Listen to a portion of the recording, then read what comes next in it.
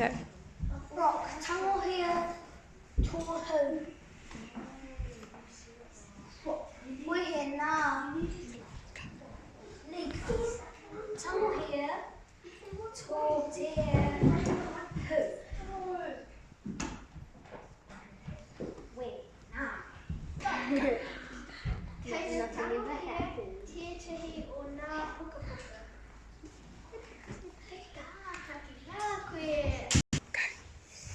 Whakahokia, Totara, Pico.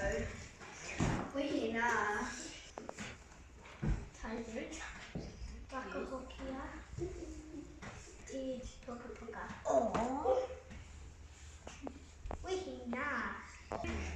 Dylan, Tangohia to Pico. Dylan, whakahokia to Pico.